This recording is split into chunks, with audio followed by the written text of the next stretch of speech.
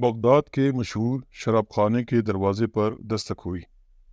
शराब खाने के मालिक ने नशे में धुत नंगे पांव लड़खड़ाते हुए दरवाज़ा खोला तो इसके सामने सादा लिबास में एक पुरवकार शख्स खड़ा था। मालिक ने उकताए हुए लहजे में कहा, मादरत चाहता हूँ, सब मुलाजिम जा चुके हैं। ये शराब खाना बंद करने का वक्त है, आप कल आइएगा। इससे पहले कि मालिक वापस पलटता, अजनबी ने उसके कंधे पर हाथ रख कर कहा, मुझे बशर बिन हारिस से मिलना है, इसके नाम बहुत अहम पैगाम है। शराब खाने के मालिक ने चौंक कर कहा, बोलिए, मेरा नाम ही बशर बिन हारिस है।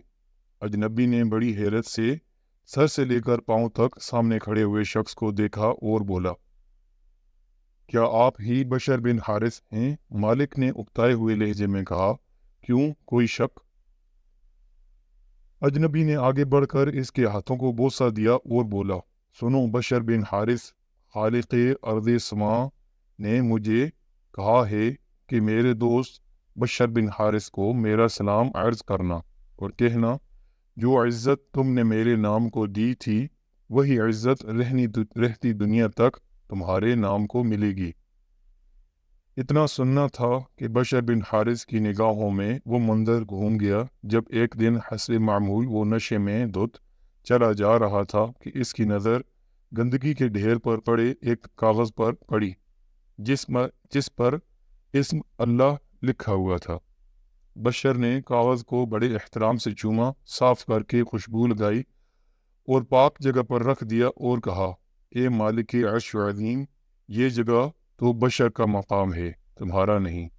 बस यही अदा बशर बिन हारिस को बशर हाफी रहमतुल्लाह अलैह बना गई। जिस वक्त आपको ये पैगाम मिला आप इस वक्त नंगे पांव थे, फिर आपने सारी ज़िंदगी नंगे पांव ही गुजार दी। आप जिन गलियों से गुजरते थे इन गलियों में चौपाए भी पेशाब नहीं करते थे कि आपके पांव गंदे ना हों।